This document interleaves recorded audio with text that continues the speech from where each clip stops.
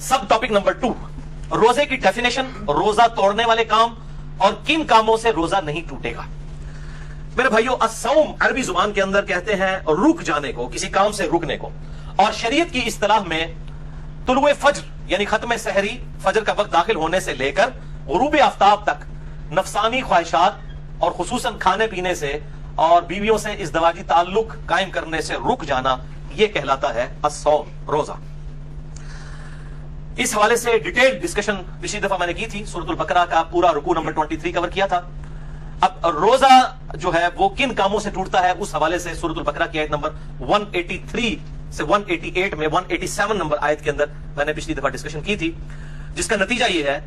कि मेनली 2 चीजों से रोजा टूट जाएगा। नंबर 1, खाना पीना या जिस्म में कोई चीज दाखिल करना, हाँ वो टीके की शक्ल में रग में हो या खाल में हो या मैदे में कोई चीज टपका दी जाए। और नंबर 2, बीवियों के साथ इज़्दवाजी ताल्लुक को कायम करना। और सही बुखारी में इसको सपोर्टिव एक तालीकन रवायत मौजूद है, जिसकी सही इस्नाद अल मुसन्नफ इब्न अबी शैबा में और बाकी किताबों में आपको मिल जाएंगी। बहरहाल बुखारी में इमाम बुखारी 1938 नंबर हदीस की हेडिंग में ये लेकर आए हैं। इब्न अब्बास का कौल, वो फरमाते हैं कि रोजा जिस्म में कोई शय दाखिल करने से टूटेगा, कोई शय निकालने से नहीं टूटेगा। बिल्कुल एक कैटेगोरिकल डिसीजन उन्होंने कर दिया, कोई चीज निकलेगी उससे रोजा नहीं टूटेगा। पेशाब निकला, ये क्या है, किसी को आ गई, इसी तरीके से खुद ब खुद इख्तिलाम नाइट फॉल वाला मसला हो गया, उस हवाले से रोजा नहीं टूटेगा। अलबत्ता एक एक्सेप्शन है जो औरतों के मेंसेस के हवाले से है, वो रोजा उसी वक्त टूट जाएगा और उसकी कज़ा जो है वो बाद में करनी होगी। तो इस हदीस के तहत कि जिस्म में चीज दाखिल करने से रोजा टूट जाएगा, टीका हो, ड्रिप हो या ब्लड डोनेशन हो, खून किसी को देना हो, किसी ने खून लगवाया अपने जिस्म के अंदर, या सिगरेट पीना हो, इन सब चीजों से रोजा टूट जाएगा। अलबत्ता एक थोड़ी सी आसानी एक्सेप्शन के तौर पर अगर दी जा सकती है तो जो दमे के दायमी मरीज हैं उनके लिए इनहेलर का जो इशू है। बाकी जो वक्ती तौर पे मरीज हैं उनके लिए तो है कि वो रोजा छोड़ दें और उसको जो है वो ना रखें, उसकी जगह फिदिया दे दें, इंशाल्लाह अगली दफा आएगा। जो वर्स्ट कंडीशन है या किसी को वक्ती तौर पर कोई रोजा जो है वो छोड़ना पड़ गया या तोड़ना पड़ गया तो बाद में उस एक रोजे की कज़ा कर ले। लेकिन जो ये दायमी मरीज हैं जिनको सांस का मसला है, दमे का प्रॉब्लम है और वो इनहेलर यूज करते हैं, उनके लिए एक एक्सेप्शन इज्तिहादन दी जा सकती है उस हदीस के तहत जो बुखारी और मुस्लिम दोनों में है। मिशकात में है 3724 कि आप सल्लल्लाहु अलैहि वसल्लम जब भी किसी सहाबी को कोई पोस्ट देकर गवर्नर बनाकर, खुसूसन इसमें आता है माज़ इब्न जबल और अबू मूसा अशरी को भेजा और इसके अलावा बाकी सहाब को भेजते तो उनसे 3 बातें इरशाद फरमाते। नंबर 1, लोगों के लिए आसानी पैदा करना, तंगी ना करना। नंबर 2, खुशखबरी सुनाना, नफरत ना दिलाना। नंबर 3, इत्तफाक रखना, इख्तलाफ ना करना। लेकिन ये इत्तफाक जो है वो झूठ की बुनियाद पर नहीं होना चाहिए, इल्मी दलाइल की बुनियाद के ऊपर। ये ना हो कि वो इत्तफाक के चक्कर में आप तौहीद के ऊपर भी, खत्म नबूवत के ऊपर भी कंप्रोमाइज कर लें, ये वो इत्तफाक नहीं है, वो फसाद है। तो इस हदीस के तहत इनहेलर वाला जो इशू है, इसके ऊपर उलमा की 2 राय हैं और मैं भी ये समझता हूं कि जो उलमा कहते हैं कि रोजा नहीं टूटता, वो राय ज्यादा मजबूत है, क्योंकि परमानेंटली एक बंदे के साथ इशू लगा है। और अगर वो कहते हैं रोजा टूट जाता है, फिर जिन लोगों का ये मौकिफ है कि इनहेलर से रोजा टूटता है, उनको फिर बिल्कुल मैदान अमल में उतर के ये कहना चाहिए कि जो दमे के मरीज और इनहेलर यूज करने वाले मरीज हैं उन पर रोजा फर्ज ही नहीं है, वो सिर्फ फिदिया दिया करें, तो फिर उनका इज्तिहाद मुकम्मल होगा। मैं उनके साथ हूं, जुर्रत करें ये कहें फिर कि उन पर रोजा नहीं, जुर्रत करके कहें ना। जब वो इनहेलर वाला इशू है तो कभी भी रोजा नहीं रख सकता, क्योंकि उसके साथ प्रॉब्लम रहता है कंटिन्यूअसली, तो यही कहें कि फिर वो रोजा ना रखे, फिदिया दे, तो बिल्कुल ये इज्तिहाद भी एंडोर्स होगा, इसके ऊपर कोई फतवा नहीं होगा अगर कोई इज्तिहाद के साथ ये मामला करता है। इसी कॉन्टेक्स्ट में जो खून देना है, डोनेट करना है, ब्लड कोई दे किसी को, अपना खून निकाले, तो जाहिर है वो निकल रहा है और वो इब्न अब्बास का कौल है कि निकलने से कोई चीज रोजा नहीं टूटेगा। तो इस हवाले से बुखारी और मुस्लिम की एक हदीस है मिशकात में 2002 कि इब्न अब्बास कहते हैं कि नबी सल्लल्लाहु अलैहि वसल्लम इहराम की हालत में भी और रोजे की हालत में भी अल हिजामा यानी पचने लगवाया करते थे, जिसे हम कपिंग कहते हैं, ये तरीका इलाज है जिसमें खून निकाला जाता है। तो रोजे की हालत में आप सल्लल्लाहु अलैहि वसल्लम खून निकलवा लिया करते थे, तो ब्लड डोनेशन भी उसी के अंदर आएगी। अगर खून निकाल लिया जाए जिस्म से तो रोजा नहीं टूटेगा। अलबत्ता इसमें एक एक्सेप्शन है, वो सही बुखारी में हदीस है मिशकात में 2016 के अनस इब्न मालिक से पूछा गया कि आप लोग रोजादार के जो पचने लगवाने हैं अल हिजामा, उसको नबी सल्लल्लाहु अलैहि वसल्लम के दौर में मकरूह क्यों जानते थे? तो अनस इब्न मालिक ने कहा कि हम उसे मकरूह नहीं जानते थे, ये बिल्कुल ठीक है, हाँ मगर कमजोरी के सबब। अगर किसी को यह खतरा हो कि वो जब ब्लड डोनेट करेगा तो इतनी कमजोरी हो जाएगी कि ब्लड प्रेशर उसका ड्रॉप हो जाएगा, वो रोजा निभा नहीं सकेगा, तो एक हदीस में आता है कि आप सल्लल्लाहु अलैहि वसल्लम ने भी पचने लगवाने के बाद रोजा इफ्तार कर लिया। अगर कमजोरी वाला मामला हो तो फिर आप रोजा तोड़ सकते हैं और उसकी कज़ा करेंगे, उसमें कोई गुनाह भी नहीं होगा, ज़ाहिर मजबूरन किसी को ब्लड डोनेट किया जाता है। इस हवाले से सही बुखारी में तालीकन एक रवायत है मिशकात में 2017 की इब्न उमर रोजा की हालत में हिजामा करवाया करते थे, फिर छोड़ दिया, यानी जब बूढ़े हो गए, कमजोर हो गए, تو پھر وہ رات کے وقت میں الحجامہ کروایا کرتے تھے، پچنے لگوایا کرتے تھے۔ اب اسی پہ جو کیا والا ایشو ہے وامٹنگ کا، الٹی کر دینا جسے ہم کہتے ہیں اپنی مادری لینگویج میں، وہ بھی ہوگا کہ اگر کسی پہ کمزوری طاری ہو جائے الٹی کرنے کے بعد تو ٹھیک ہے وہ روزہ اپنا اسی وقت کھول لے، بعد میں قضا کر لے، اور اگر اس کو خود بخود جو الٹی آئی ہے، کیا آئی ہے، اس کے بعد وہ روزہ چلا سکتا ہے، چلائے، کوئی روزہ نہیں ٹوٹے گا، کیونکہ جسم سے چیز باہر نکلی ہے۔ صحیح بخاری 1938 کی ہیڈنگ تعلیقاً کہ نکالنے سے کوئی چیز روزہ نہیں ٹوٹے گا۔ کیا کا مسئلہ جو ہے جامع ترمذی، سنن ابی داؤد اور مشکات میں 2008 ہے کہ نبی صلی اللہ علیہ وسلم کو ایک دفعہ کیا آئی تو آپ نے روزہ افطار کر لیا، یعنی کھول لیا، کیا آئی تو روزہ کھول لیا کمزوری کے سبب۔ یہ کمزوری کا لفظ میں کیوں بول رہا ہوں؟ کیونکہ صحیح بخاری میں موجود ہے تعلیقاً 1938 کی ہیڈنگ کے اوپر حضرت ابو ہریرہ کہتے ہیں جب کوئی شخص کیا کرے تو روزہ نہیں ٹوٹتا، کیونکہ اس سے تو چیز باہر آتی ہے، اندر نہیں جاتی۔ اور ابن عباس کا بھی قول ساتھ موجود ہے کہ روزہ ان چیزوں سے ٹوٹتا ہے جو جسم کے اندر داخل کی جاتی ہیں، نہ کہ ان چیزوں سے جو باہر نکالی جاتی ہیں۔ ان کی پوری اسناد مصنف ابن ابی شیبہ میں اور باقی کتابوں میں موجود ہے، بخاری میں بھی تعلیقاً موجود ہے۔ البتہ وہ حدیث جو پبلک میں مشہور ہے وہ بڑی کمزور ہے، ترمذی، ابو داؤد اور ابن ماجہ میں، مشکات میں 2007 کہ آپ صلی اللہ علیہ وآلہ وسلم نے فرمایا جو شخص خود جان بوجھ کر کیا کرے انگلی ڈال کے، اس کا روزہ ٹوٹ گیا، اب وہ اس کی قضا بھی کرے گا، اور جس کو خود بخود آ جائے، یعنی خود نہیں اس نے کی ہے، آٹومیٹکلی آ گئی طبیعت کی خرابی کی وجہ سے، تو اس کا روزہ نہیں ٹوٹے گا۔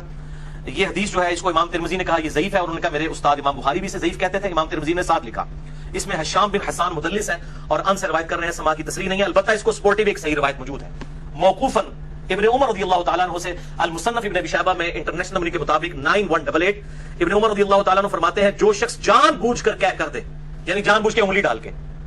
تو وہ شخص پھر اپنا روزہ افطار اسی وقت کر لے، اس کا روزہ ٹوٹ گیا، اور جس کو خود بخود کیا آ جائے تو وہ اپنا روزہ کنٹینیو کر سکتا ہے، لیکن وہ بھی اگر کمزوری آ گئی تو وہ آپ حدیث سن چکے آپ صلی اللہ علیہ وسلم کے ساتھ ایسا معاملہ ہوا، تو اگر کسی کو صبح ہی الٹی آ گئی اور روزہ جو ہے وہ 15-16 گھنٹے کا، اس کو پتا پیٹ تو خالی ہو گیا، میرے تو بھوکنا کم ہو جائے گا، تو وہ کھول لے روزہ، پھر اس کو اجازت ہے کیا والے کو کہ وہ روزہ نہ رکھے، اور اگر وہ چلانا چاہتا ہے تو چلائے، وہ روزہ شمار ہوگا۔ اسی طریقے سے بعض اوقات سحری کے بعد کھٹے ڈکار وغیرہ آ جاتے ہیں، تھوڑی سی الٹی گلے میں آئی، منہ میں آئی، پھر واپس چلی گئی، اس سے بھی روزہ نہیں ٹوٹے گا۔ البتہ عورتوں کو جو مینسز والا ایشو ہے اس پہ اجماع ہے کہ اسی وقت روزہ ٹوٹ جائے گا، چاہے افطاری سے 1 منٹ پہلے بھی اگر ایسا معاملہ ہوا تو روزہ اس کا ٹوٹ گیا، اس ایک روزے کی قضا کرنی ہوگی۔ البتہ جو احتلام والا ایشو ہے نائٹ فال کا مردوں کے ساتھ، اس کی وجہ سے روزہ نہیں ٹوٹے گا، اور اسی طریقے سے اگر کوئی جنبی حالت میں کسی نے صبح کی ہے تو بخاری مسلم میں حدیث میں انشاءاللہ اگلی دفعہ بیان بھی کروں گا کہ وہ بغیر غسل کیے سحری کھا کے روزہ رکھ سکتا ہے، اور فجر کا وقت داخل ہونے کے بعد بھی غسل کر سکتا ہے، آپ صلی اللہ علیہ وآلہ وسلم سے یہ چیز ثابت ہے۔ البتہ اگر مشت زنی والا ایشو ہوگا، ہینڈ پریکٹس کا، جو مسئلہ نمبر 155 میں میں نے ڈیٹیل سے سیکس کے ایشوز بیان کیے، تو وہ روزہ توڑ دیں گے، اور اس پہ آپ 2 رائے ہیں، کچھ کہتے ہیں کہ وہ 60 روزوں والا کفارہ ادا کریں گے،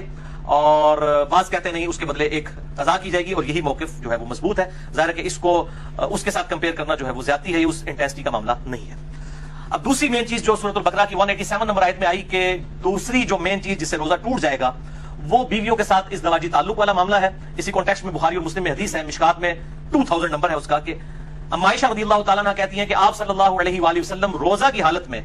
اپنی بیویوں کا بوسہ بھی لیا کرتے تھے اور گلے بھی لگا لیا کرتے تھے، لیکن آپ صلی اللہ علیہ وسلم تم سب سے زیادہ اپنی خواہش پر قابو رکھنے والے تھے، یعنی وہ اس سے زیادہ پھر آگے نہیں جاتے تھے کہ اگر کوئی اس سے بھی آگے چلا گیا اور ازدواجی تعلق قائم کیا پھر تو روزہ ٹوٹ گیا۔ تو یہ پرسن ٹو پرسن پھر ویری کرے گا۔ سنن ابی داؤد میں حدیث ہے، مشکات میں 2006 ایک آدمی نے آ کر آپ صلی اللہ علیہ وسلم سے پوچھا کہ کیا میں روزہ کی حالت میں اپنی بیوی کے ساتھ جو ہے وہ گلا لگانے والا معاملہ کر سکتا ہوں، تو آپ صلی اللہ علیہ وسلم نے اجازت دے دی۔ پھر ایک اور شخص آیا، اس نے یہی سوال کیا، آپ نے اجازت نہیں دی، اور حضرت ابو ہریرہ کہتے ہیں پہلا شخص جس کو اجازت دی تھی وہ بوڑھا شخص تھا، اور جو دوسرا تھا وہ جوان تھا، اس کو آپ صلی اللہ علیہ وآلہ وسلم نے اجازت نہیں دی۔ تو اب یہ ڈیپینڈ کرتا ہے، بوڑھا جوان ہونا بھی ضروری نہیں ہے کہ جو شخص اس حوالے سے قابو رکھ سکتا ہے اس کے لیے اجازت ہے، جو نہیں رکھ سکتا اس کے لیے پھر اجازت نہیں ہوگی۔ اب میرے بھائیوں اسی کانٹیکسٹ میں کچھ ایسے اعمال ہیں کہ جو روزہ کی حالت میں کر سکتے ہیں، اور کچھ ایسے ہیں جن کو کرنے سے روزہ نہیں ٹوٹے گا، وہ بھی سن لیجئے۔ بخاری اور مسلم کی متفق علیہ حدیث ہے، مشکات میں 2003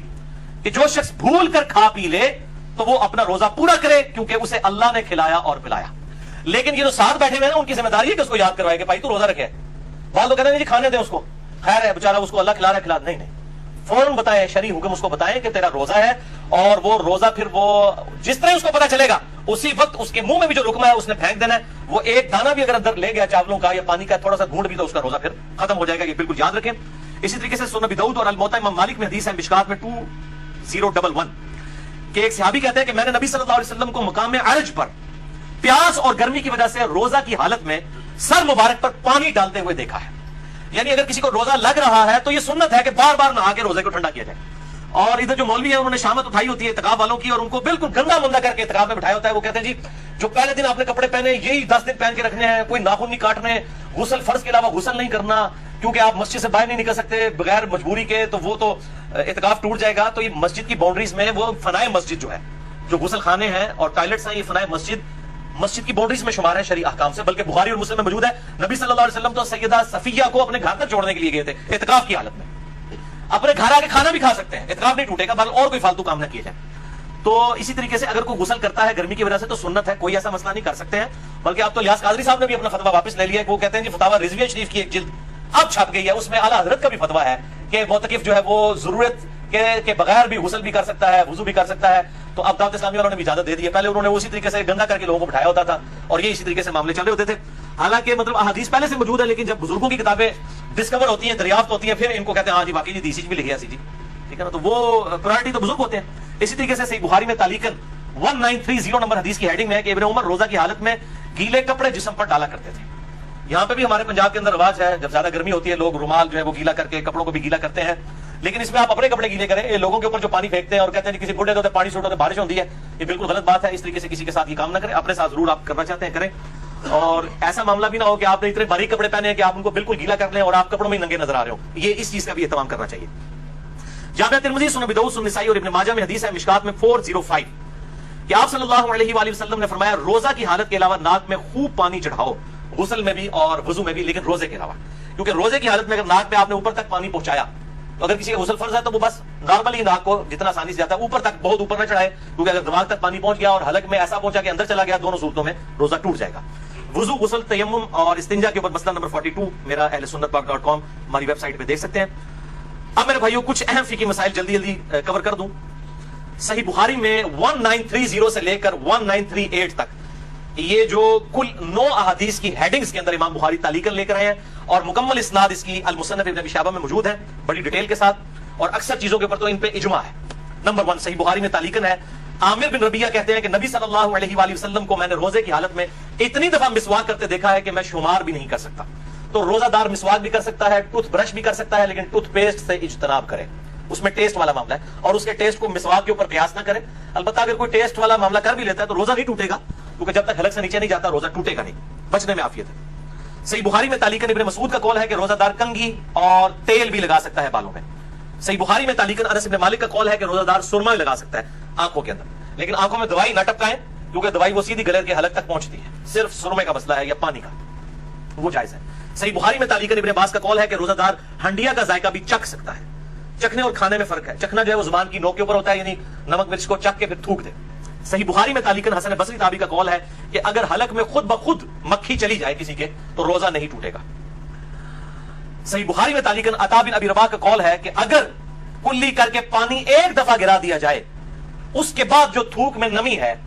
حلق سے نیچے چلی جائے تو وہ روزہ نہیں توڑے گی. اور یہ مشکات میں 2018 پہ موجود ہے. بعض لوگ اتنے وہمی ہوتے ہیں, وہ جناب وضو کرنے کے بعد 10 دفعہ 20 دفعہ تھوکتے رہتے ہیں. ایک دفعہ تھوک دیا, اس کے بعد جو نمی ہے وہ اندر چلی گئی, اس کی وجہ سے روزہ نہیں ٹوٹے گا. اللہ تعالیٰ نے لا یکلف اللہ نفسا الا وسعها, اور اس حوالے سے یہ جو شیطان کی پیروی ہے جو یہ بار بار جو لوگ اس حوالے سے کام کرتے ہیں. اب آخری ٹاپک نمبر 3 ہے, انشاءاللہ 5-7 منٹ میں کنکلوڈ ہوگا, باقی اگلے 5 ٹاپک اگلے ہفتے ڈسکس کریں گے. اور یہ ٹاپک نمبر 3 ہے روزوں کی قضاء اور کفارے سے متعلق. بھائیو 2 اصطلاحات ٹرمنالوجیز کو سمجھ لیجئے. نمبر 1 قضاء, یعنی چھوڑے ہوئے روزے کے بدلے میں ایک روزہ رکھنا. نمبر 2 کفارہ, شرعی پلینٹی, یعنی سزا کے طور پر اگر کسی نے جان بوجھ کے روزہ توڑا ہے اس کے لیے سزا کیا ہے. ایک روزہ تو رکھے گا, باقی جو اس کے لیے سزا ہے. اور اس پر اجماع ہے کہ اگر مجبوراً کسی نے روزہ توڑا, کوئی بیماری کی وجہ سے اس کو ڈرپ لگوانی پڑ گئی یا ٹیکا لگوانا پڑ گیا یا کھانا پینا پڑ گیا, کوئی شوگر کا مریض تھا, تو اس کو پھر اس کے بدلے میں ایک ہی روزہ رکھنا ہوگا, یعنی قضا کرنی ہوگی, کفارہ نہیں دینا ہوگا. اسی طریقے سے عورتوں کے ساتھ حیض والا مینسز والا ایشو ہوا, اس کے بدلے ایک ہی روزہ رکھیں گی. بخاری اور مسلم کی متفق حدیث ہے مشکات میں 2032. اب عائشہ کہتی ہیں نبی صلی اللہ علیہ وسلم ہم عورتوں کو حیض کی حالت میں چھوڑے ہوئے روزوں کی قضا کا حکم دیتے تھے اور نمازوں کی قضا کا حکم نہیں دیتے تھے. تو روزوں کی قضا ان دنوں میں جو روزے چھوٹے ان کی قضا کرنی ہوگی. اور میں نے بتایا کہ افطار سے 1 منٹ پہلے بھی اگر کسی کے ساتھ ایسا معاملہ ہو گیا تو وہ روزہ اس کا وہ والا ٹوٹ جائے گا آٹومیٹکلی. لوگ پوچھ رہے ہوتے ہیں, اور وہ ایک روزے کی قضا بعد میں کرے گی.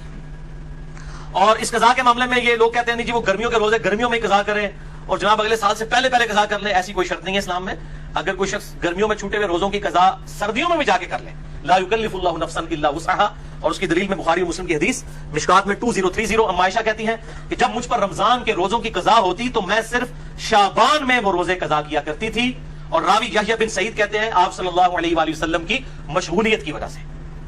یعنی ازدواجی تعلق کے اعتبار سے چونکہ شعبان میں آپ صلی اللہ علیہ وسلم نفلی روزے رکھتے تھے تو ام عائشہ کو موقع مل جاتا تھا کہ وہ اپنے روزوں کی قضا کر لیں، کیونکہ بیوی جو ہے وہ خاوند کی اجازت کے بغیر نفلی روزہ نہیں رکھ سکتی۔ وہ حدیث ہے اگلی صحیح مسلم کی مشکات میں ہے 2031۔ آپ صلی اللہ علیہ وآلہ وسلم نے فرمایا کسی عورت کے لیے اپنے خاوند کی اجازت کے بغیر نفلی روزہ رکھنا جائز نہیں، اور نہ اس کی اجازت کے بغیر گھر میں کسی کو آنے کی اجازت دینا، یعنی کوئی بیوی کے جی میرا رشتہ دار ہے، خاوند کی اجازت کے بغیر نہیں، اور نفلی روزہ نہیں رکھے گی۔ اس سے ایک بات پتہ چلی کہ یہ جو پبلک میں مشہور ہے کہ میاں بیوی صرف رات کے وقت ازدواجی تعلق قائم کر سکتے ہیں، یہ بالکل باطل ہے۔ ام عائشہ تو کہہ رہی ہے کہ میں روزہ بھی نہیں رکھ سکتی تھی آپ صلی اللہ علیہ وسلم کی مشغولیت کی وجہ سے، تو دن کے وقت بھی ازدواجی تعلق قائم کرنا نہ صرف جائز بلکہ سنت مبارکہ ہے بخاری و مسلم کے کانٹیکسٹ میں۔ اب دوسری صورتحال کہ کوئی جان بوجھ کر روزہ توڑ دے، ایسی صورت میں قضا کے ساتھ کفارہ بھی ہوگا۔ اس کانٹیکسٹ میں بڑی مشہور حدیث ہے بخاری اور مسلم کی مشکات میں 2004۔ ایک آدمی حضور صلی اللہ علیہ وآلہ وسلم کے پاس حاضر ہوا، کہا یا رسول اللہ صلی اللہ علیہ وسلم میں مارا گیا، میں نے روزے کی حالت میں اپنی بیوی کے ساتھ ازدواجی تعلق قائم کر لیا، روزہ میرا ٹوٹ گیا، میں کیا کروں؟ آپ نے فرمایا کہ کیا تیرے پاس کوئی غلام ہے کہ اسے آزاد کرے؟ یہ پہلا آپشن ہے، اور ترتیب بھی یہی ہوگی، یہ آپشنل نہیں ہے تین میں سے ایک بلکہ یہی ترتیب ہوگی۔ میں کہا یا رسول اللہ نہیں ہے۔ فرمایا کیا تو 2 ماہ کے مسلسل روزے رکھ سکتا ہے؟ عرض کیا نہیں یا رسول اللہ صلی اللہ علیہ وسلم 2 ماہ کے نہیں رکھ سکتا، ہم بھی نہیں ظاہر رکھ سکتے۔ فرمایا کیا تم 60 مساکین کو کھانا کھلا سکتے ہو؟ اس سے یہ بات پتہ چلی کہ 60 مساکین ایکویلنٹ ہوئے 60 روزوں کے، تو مسکین کو پھر ایک وقت کا ہی کھانا کھلایا جائے گا، 2 وقت کا نہیں، یہ لاجیکل آنسر ہے۔ تو اس نے عرض کیا نہیں، تو فرمایا تم بیٹھ جاؤ۔ اتنے میں کوئی شخص جو ہے وہ کھجوروں کا بھرا ہوا ٹوکرا آپ صلی اللہ علیہ وسلم کے پاس تحفتاً لے کے آیا۔